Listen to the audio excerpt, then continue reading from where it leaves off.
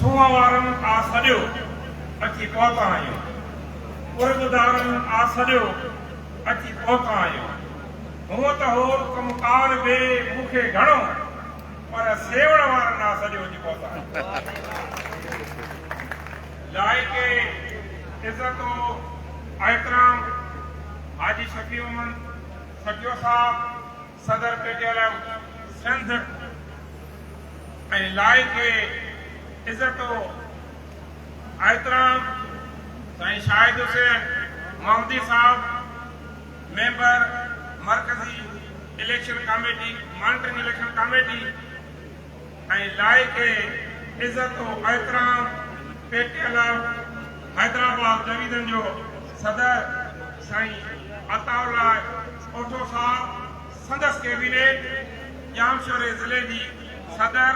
उन जी कैबिनेट, सिंध जी कुंड कुर्स मां कई आयल मुख़्तलिफ़ ज़िलनि तालुकनि जा उहिदेदार साहिबो, स्टेज ते वेठल सभु मुंहिंजा साईं, पिंडार में वेठल मुंहिंजा महबूबो, मुंहिंजो सलाम। दोस्तो, साईं सरमुद बुखारी चयो त चाहियूं त दोस्तनि खे मां बि मुबारक हुजां। जज़्बात खां निड़ीअ में जुमिला अड़ी पिया, एॾो त ख़ुशि थी वियुसि जो बेहद ख़ुशीअ मंझां ज़ोर करे ख़ुशीअ जा घोड़ा ॻड़ी पिया। अॼु पेटीएम सिंध जे मरकज़ी जनरल सेक्रेटरी जे हैसियत सां हैदराबाद डिवीजन जे चूंडियल बॉडीअ खे, जामशोरे ज़िले जे चूंडियल बॉडीअ खे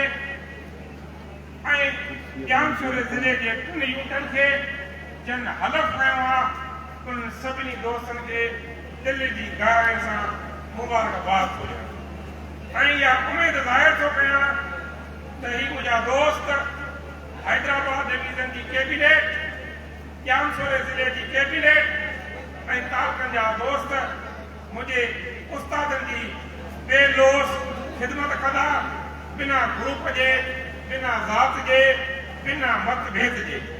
उस्तादनि जे जाइज़ मसइलनि खे हल करण जे लाइ हड़ा वड़ा दोस्त कोशिश कंदा। दोस्तनि हिते मुख़्तलिफ़ ॻाल्हियूं कयूं त राति जो व्हाट्सएप ग्रुप ते मुख़्तलिफ़ मैसेज पिया हलनि त साईं अताउल्ला ओठो साहब डिवीजन जो सदर रहे, साईं निसार ओठो साहब ज़िले जो सदर रहे, साईं असांजो भाउ अब्दुल वहीद खोसो साहब जंहिं सॼी महिनत कई आहे हिन ज़िले खे, हिन डिवीजन खे ठाहिण में जेको उहिदेदार रहे। मां चैलेंज थो कयां, बुखारी चयो न साईं अब्दुल फता त पढ़ियल माण्हू हुजल माण्हू खे सम्झाए, पढ़ाईअ जी ईअं तहरीक थी वेंदी, बराबरि सिंध सूरनि में थी चिचिलाए। मां चवंदुसि त बराबरि हीअ तंज़ीम सूरनि में थी चिचिलाए, पर दवा थींदी त रग रग ठीकु थी वेंदी। दवा केरु कंदो? तव्हां असां उस्ताद कंदासीं, तव्हां असां उस्ताद आहियूं, उन पेशे सां पंहिंजो तालुक आहे। जेके सही ऐं ग़लति में पाण तमीज़ करे सघूं था, कूड़े ऐं सचे में पाण फ़र्क़ु करे सघूं था, पाण उन पेशे सां तालुक था रखूं जेको पेशो हिन धरतीअ ते रहंदड़ हर वक़्त में फ़िक्र सां तालुक रखंदड़ माण्हुनि खे शऊर थो ॾे, माण्हुनि में सुजाॻी पैदा थो करे, माण्हू खे नई नई जिदतुनि ऐं इत्तिकाब खे माण्हू खे आगाह थो करे, वाक़िफ़ थो करे। त तव्हां असां माण्हू ते फ़र्ज़ आहे थो थिए त जेके माण्हू ग़लति ॻाल्हियूं था कनि त ही उहिदेदार न आहिनि, हू उहिदेदार आहिनि। मां चैलेंज थो कयां, हिन कलंदर जी नगरीअ में त सिंध मां पेटीएम जो को ॾाहो, को अदीब, को दानिश्वर मूंसां ॻाल्हाए, दलील ऐं दलाइल जी सूरत में ॻाल्हाईंदोमांसि त पेटीएम जी आईनी इलेक्शन ही आहे या हू आहे। जिंदाबाद जिंदाबाद। कंहिं फोरम ते ॻाल्हाए, प्रेस क्लब ते ॻाल्हाए, अदीब जे फोरम ते ॻाल्हाए, उस्तादनि जी महफ़िल में ॻाल्हाए ऐं साबित करे ॾींदासीं त हुननि दोस्तनि जो जेको सदरो आहे उहो कूड़ ते आहे, उहो ठगीअ ते आहे, उहो दुखे ते आहे, उहो फिरेब ते आहे। पेटे अलॻि तव्हां असां उस्ताद आहियूं, पढ़ियल माण्हू सां कागज़ बि ॻाल्हाईंदो आहे, नफ़्स शनास इंसान सां माण्हूअ जी बॉडी लैंग्वेज बि ॻाल्हाईंदी आहे। डॉक्टर जॾहिं ॾिसंदो आहे त नफ़्स ॾिसंदो आहे त उनखे सॼे जिस्म जी ख़बर पइजी वेंदी आहे त किथे फाल्ट आहे। हाई कोर्ट हैदराबाद फ़ैसिलो थी ॾे, अॻ में सखर हाई कोर्ट फ़ैसिलो ॾिनो। असां चयोसीं 21 अप्रैल ते दोस्तनि 2024 में इलेक्शन कमेटी ठाही। राति जो दोस्तनि मूंखे चयो मां 2 मिनट टाइम वठंदुसि, छाकाणि त मुंहिंजे सेवण जे उस्तादनि सां ग्रुपनि में फेसबुकनि ते कठोरियूं थियूं थियनि ऐं मुंहिंजे उस्तादनि खे छोकिरा सां नोटिस ॾिना था वञनि। अॼु दिलि चवे थी त मां कूड़ खे कूड़ कयां ऐं सच खे सच साबित कयां। 21 अप्रैल ते सिंध जी वर्किंग कमेटी थी। उन वर्किंग कमेटी में असां सभु मौजूद हुयासीं। जो इलेक्शन कमेटी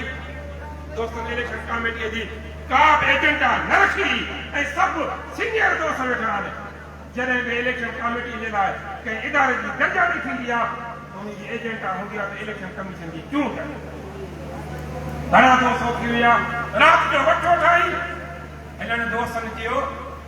त असां हे नाला तजवीज़ था कयूं। मां बि हुननि जो हरीफ़ हुयुसि। हाजी साहब उथी करे अख़्तियार मुंहिंजे हवाले करे वियो। हुननि बि 5 नाला तजवीज़ कया, मां बि 5 नाला बिना सलाह मशवरे जे मां बि नाला तजवीज़ कया। मां हुन दोस्तनि खे चयो 5 नाला तव्हांजा, 5 नाला मुंहिंजा। तंज़ीमी तौर ते हिननि में वोटिंग थी। जॾहिं त 70% वोटर वर्किंग कमेटी जो मेंबर थी चुको आहे त हुननि जो हाणे छा कजे। उन्होंने मां सां कमेंटमेंट कई त जनरल सेक्रेटरी वॾो ॾींदासीं रातो की राति छॾियो। मां 6 महीने के वारीअ में हुननि जो सीनियर माण्हू आहे रस्तो कढी ॾे। मां हुनखे चयो त जे वाइदो असां निभायूं त ठीकु आहे, न त रस्तो बि उहो ॾींदोमांइ जेको ॿुधाई वारो। ॻाल्हि सॼी सही आहे, ग़लति की नंढी में ग़लति बयान नहीं करनी। रूए सुकुन किसके तरफ हो तो रूसिया, कहता हूँ सच कि झूठ की आदत नहीं मुझे। उस्ताद दोस्तन के छा थी घुर्जे। मां बाबा इहे नाला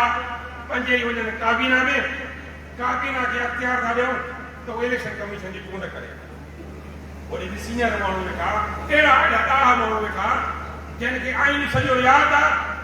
त उन्हनि ईअं कोन पियो चयो त को इलेक्शन कमेटी काबीना खे चूंडणी आहे। हुननि दोस्तनि काबीना में चूंडी मां सां जेको हुननि हलफ़ कयो उहे उन हलफ़ ते न बीठा।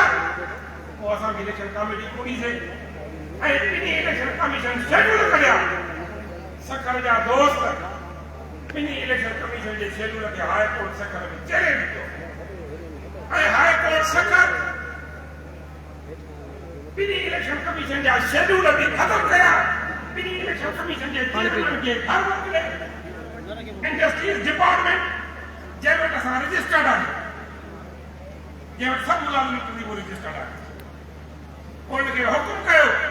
त स्टेक होल्डर 2 हिकु साईं गुलाम रसूल उमर, ॿियो सिकंदर जतोई, 3 नाला वठी इलेक्शन कमीशन तव्हां जोड़ियो ऐं 3 नाला साईं गुलाम रसूल ॾिना, 3 नाला मां बिना इलेक्शन कमीशन जुड़ी उन हलफ़ ते। उन खां पोइ दोस्त वरी हाई कोर्ट कराची में विया, पंहिंजा माण्हू मोकिलिया। सेशन कोर्ट हैदराबाद में विया, सिविल कोर्ट हैदराबाद में विया, उते बि हिन जूं अपीलूं डिसमिस थियूं। वरी उहो दोस्त मीरपुर कास जी हाई कोर्ट में विया, उते बि हुन जूं अपीलूं डिसमिस हाई कोर्ट हैदराबाद में आया उते हुननि जो वकील थियो अथवे उन पंहिंजे ग्राउंड ॾिना आहिनि हिननि जी तंज़ीम हिननि जा पंहिंजा बैलाज़ आहिनि हिननि खे छॾियो त उहो पंहिंजी इलेक्शन कराईंदा हाई कोर्ट हैदराबाद जी डबल बेंच फ़ैसिलो थी ॾे त हीअ जेका पिटीशन आहे पिटीशन नंबर फिलाणी हाई कोर्ट कराची जे तिर्ज़ ते आहे उन सां पैटर्न थी करे ऐं हाई कोर्ट मीरपुर ख़ासम आहे उहो उन सां पैटर्न थी करे तंहिंजे करे हिन पिटीशन खे बि नॉन मेंटेनेबल ऐं हेयर बाय डिसमिस माना नॉन मेंटेनेबल जो मक़सदु माना ॿुधण जोगी न आहे हिनखे डिसमिस थो करे उनखे असांजा अकाबर दोस्त असांजा पढ़ियल दोस्त जवाब ॾियणाए कि असां इलेक्शन बि था कयूं जस्टिस खां भॼी विया हथ ठोकी हुननि इलेक्शन कमीशन करी विया ऐं कुझु दोस्त उन टाइम ते हुन सां गॾु हुया अॼु बि उहे दोस्त एतराफ़ था कनि असां ग़लति हुयासीं हाई कोर्ट हैदराबाद जो अहिड़ो को बि फ़ैसिलो कोन्हे को अॼु सेवन जे उस्तादनि जी साम्हूं कलंदर जी लकीर में पी चैलेंज थो कयां त को बि दोस्त हाई कोर्ट हैदराबाद जो फ़ैसिलो खणी पढ़ाए के रिटायर्ड जस्टिस को पढ़ाए सिंध जे के पाकिस्तान जे नाले वारे वकील खां पढ़ाए जेकॾहिं उन फ़ैसिले में उन्हनि खे अख़्तियार ॾिनो वियो आहे त तव्हां पंहिंजी इलेक्शन जुदा वञी करायो त पोइ हाजी शफ़ी मोहम्मद सटियो ऐं सिकंदर जेको हर शइ जो हथु खणी तयारु उस्ताद इत्तेहाद जिंदाबाद उस्ताद इत्तेहाद इलेक्शन कमीशन असांजी इलेक्शन प्रोसेस जी भी ना हाई कोर्ट जे हुकुम ते थियो आहे ऐं इलेक्शन डिपार्टमेंट जी निगरानी में थियो आहे साफ़ शिफ़ाफ़ थियो आहे तालकनि जूं इलेक्शनियूं थी वयूं ज़िलनि जूं थी वयूं डिवीज़न जूं थी वयूं ऐं सिंध जी इलेक्शन थी जिन में असांजे पंहिंजे महबूबनि मुक़ाबिलो थियो ऐं सिंध जे उस्तादनि हाजी शफ़ी मोहम्मद सचे सिकंदर जतोई ऐं उनजी कैबिनेट ते एतमाद करे असांखे पंहिंजो ख़ात्मो तस्लीम करे असांखे ख़िदमत जो मौक़ो ॾिनो आहे असांजी इलेक्शनियूं जाइज़ आहिनि हाणे असांजी बिरादर तंज़ीम गस्टा जंहिंजी इलेक्शन इंडस्ट्री डिपार्टमेंट जी निगरानी में थी थिए जंहिं कल्ह इंडस्ट्री डिपार्टमेंट हुननि जा 4 अलाए 5 ज़िला अबेंशन करे छॾिया आहिनि उनजे प्रोसेस खे रोके छॾियो आहे त माना असांजी जेके बि तंज़ीमूं तो रजिस्टर्ड आहिनि उनजी निगरानी उन इलेक्शन कमीशन सां गॾोगॾु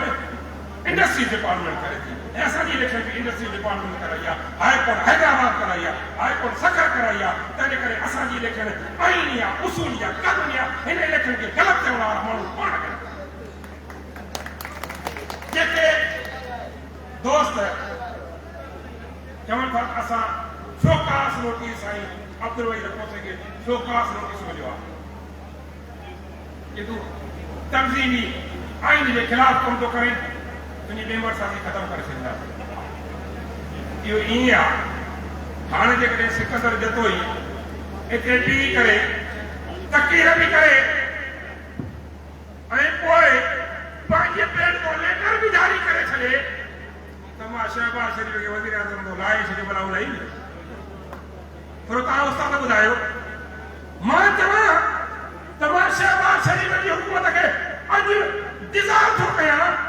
छा डिज़ाल्व थी वेंदी तव्हां पढ़ियल माण्हू आहियो तव्हां फ़ैसिलो ॾियो जेके वही त कोस जे ख़िलाफ़ छोकिरा सां नोटिस था कढनि ऐं जेके मेंबरशिप ख़ारिज करण जी ॻाल्हि था कनि छा उहे हक़ ते आहे त वही कोसो आहे इलेक्शन कमीशन जेका इंडस्ट्री डिपार्टमेंट कराई आहे हाई कोर्ट जे हुकुम ते थी आहे ऐं उहे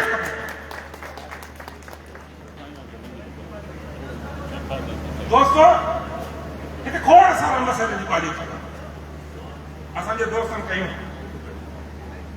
सब स्ट्रक्चर जी ॻाल्हि थी आहे उहो हाजी साहब वॾी महिनत कई आहे कोशिशि कई आहे हाणे किथे पहुतो आहे उहो हाजी साहब तव्हांखे हाल अहिवाल ॿुधाईंदो स्पेसिफिक बजट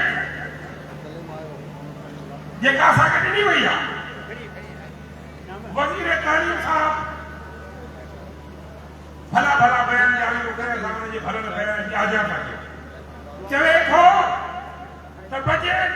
डायरेक्ट प्राइमरी उस्ताद जे वीडियो कोड में ॾिनी वई आहे ऐं उनखे अख़्तियार आहे त उहो सही नमूने सां इस्तेमालु करे मञूं था पर उन सां गॾोगॾु जेके कोडन फॉर्मेलिटीज़ लॻायूं वयूं आहिनि वेंडर बि हुजे उहा तव्हां ॿियो काउंटर सेक्रेटरी बि करायो उहा त अकाउंट ऑफिस में बि वञो जिते 15% जी भरती थिए 10% वेंडर थो वठे 17% टैक्स थी थिए आईडी था वो सोनी घोरे बाबा जेको कने छे 165% तो भई है बाकी छा थींदो असां हिन प्लेटफॉर्म ते वज़ीर तालीम खां अपील था करियूं त जेका स्पेसिफिक बजट आहे उहा डायरेक्ट सिंध जे प्राइमरी उस्तादनि जे एसएमसी वारे अकाउंट में ॾिनी वञे उन में का बि ॿाहिरि मुदाख़िलो असां बर्दाश्त न कंदासीं हिन वक़्तु हर रोज़ नवा तजुर्बा उस्ताद छड़ो प्राइमरी उस्ताद नवा तजुर्बा प्राइमरी उस्ताद जी बदली एतिरी ॾुखी कई वई आहे जो उन को बाबा जे करे को कारो नथो कंहिंजे कढ लॻे त उहो डीसी बदली कराए सघे थो पर प्राइमरी उस्ताद बदली न कराए सघे ई प्लान वरी बायोमेट्रिक वरी रेशियो हाणे वरी फेस जी बायोमेट्रिक इहो सिंध जे प्राइमरी उस्ताद खे प्रेशर करण जा सामान असां इलेक्शन हुयासीं ही जेके सरकार ई प्लान थियो या फेस वारी जेका बायोमेट्रिक थी असांखे बिना एतमाद वठी करे इहे कम कया आहिनि असां ईद खां पोइ सरकार खे लिफ्ट लिखी इहे एजेंडाऊं लिखी असां गॾिजाणी हुननि सां कंदासीं ऐं तव्हांजा जेके इहे मसइला आहिनि उहे सरकार जे आॾो ठके ठोके रखंदासीं ऐं असांखे कभी उमेद आहे त सरकार असांजा मसइला हल कंदी जेकॾहिं सरकार असांजा मसइला हल न कया त सेवण जा उस्ताद असां तव्हांजे साम्हूं हाजी शफी मोहम्मद सफ़ियो तव्हांजे साम्हूं आहे जंहिं कमू शहीद खां कराची ताईं पंधु कयो आहे शहीद राणी खां वठी करे की मदार खणी कराची ताईं पंधु कयो आहे आंसू के लाठी चार्ज जेल ये कॾहिं असांखे झुकाए कोन सघिया आहिनि त हाणे बि न झुकाए सघंदा जेके मसइला आहिनि उहे मसइला इंशाअल्लाह ताला सां मीटिंग जो लेटर ॾेई करे उहे मसइला हल कराईंदा दोस्तनि चयो त कराची जी ऑफिस फेसबुक ते वाकई हले थो हैदराबाद जी ऑफिस सभु उतार थी चुकी आहे मां इहो ऐलान थो कयां तव्हांजी ताक़त जे ज़ोर ते तव्हांजे कानून इताद जे ज़ोर ते इहो ऐलान थो कयां त ऑफिस में असांजो घर वञे कराची जी ऑफिस उहा कंहिं बि वॾे माण्हू जे कसे हुजे अॼु तव्हां सां हिन कलंदर जे नगीरे में वाइदो वचन त हाजी शफी मोहम्मद सचो सिकंदर जतोई ऐं उनजी कैबिनेट तव्हांजी कराची वारी ऑफिस जो कमु ख़ाली करे उस्ताद इत्तेहाद पेटीएम जी मरकज़ी ऑफिस जंहिंखे 5 साल मुंहिंजे दोस्तनि जो कब्ज़ो हुजे 5 साल इक़्तिदार जो बाबू मुंहिंजनि पिरनि जे हथ में हुजनि ऐं उन ऑफिस जे केतिरे पोर्शन जी हालत ॾिसो फेसबुक ते हली आहे असां जेको लिकाई पई असांजो दर दरियूं हर शइ ख़तमु थी वियूं आहिनि पर पंहिंजो घर बि जॾहिं कमज़ोर थी वेंदो आहे छित टमण शुरू कंदी आहे त घर में जेकॾहिं 5 फ़र्द हूंदा आहिनि त 5 फ़र्दनि मां 3 निकिरी वेंदा आहिनि अधु ॼाणे भले उहे लातरगी करे छॾनि पर हाजी शफी मोहम्मद सचो सिकंदर जेको ज़िंदा आहिनि पंहिंजे कॾहिं खे सींगारींदासीं तव्हांजो ताऊं उस्ताद इत्तेहाद जिंदाबाद साईं सिकंदर अली जतोई नौजवान प्राइमरी उस्ताद जेके हिन वक़्तु सिंध अंदरि 60,000 को क्रॉस थी चुका आहिनि उहे अपॉइंटमेंट थियल आहिनि 17 स्केल सबसे स्टेकर मौजूद हाजी शफी मोहम्मद साहब महिनत कई आहे उहे जवाब ॾिया पर तव्हां सां ही वाइदो ज़रूरु था कयूं त असां पंहिंजे पीरनि में सिंध जे प्राइमरी वी इसके लिए वी ग्रेड ताईं पहुचाईंदासीं। इंशाल्लाह ताला। ॾिसो ये जेका नई अपॉइंटमेंट थी आहे जेएसटी वो अपॉइंटमेंट थो थिए 50% मार्क हुजनि ऐं सेकंड क्लास में ग्रेजुएशन हुजे उनखे 14 ग्रेड थो मिले ऐं जेके 2022 में अपॉइंटमेंट थिया आहिनि असांजा दोस्त उहे बि असांजा भाउ आहिनि उनजी तरक़ी ते असां ख़ुशि था थियूं उनखे 16 स्केल लाइ 6 प्रमोशन लाइ बि थिए थो वरुण के टाइम स्केल मिलंदो 20 ग्रेड ताईं पहुचंदा पर जेको मुंहिंजो नौजवान प्रेमी उस्ताद जेको मोस्ट कॉम्पिटेंट आहे जे आईबी जे टुके कार जी टेस्ट पास करे उस्ताद थियो आहे उहो सभु चोरी ग्रेड न उहो चोरी न हूंदो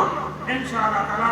उन प्राइमरी वारे उस्ताद खे बि सेकेंडरी वारे उस्ताद खे तेज़ तरह ते 20 ग्रेड बि ॾियारिबो 20 स्केल बि ॾियारिबो ये जब सेक्रेटरी एजुकेशन बैठो है मोहतरम साईं ज़ाहिर हुसैन अब्बासी साहब उन सां असांजी मीटिंग थी साईं खे पता ॾाढो वणो आहे मीटिंग जा जेके मिनट्स थींदा आहिनि माना उनजी सरकार एग्री थींदी आहे एग्री थियण खां पोइ मिनट्स थींदा आहिनि ऐं सरकार जेके असांखे मिनट्स ॾिना आहिनि उन में चयो अथऊं प्राइमरी उस्ताद खे 20 ग्रेड ताईं पहुचाइजे 20 स्केल ताईं पहुचाइजे इंशाअल्लाह ताला इन मिनट्स के नोटिफिकेशन की शिकल में आए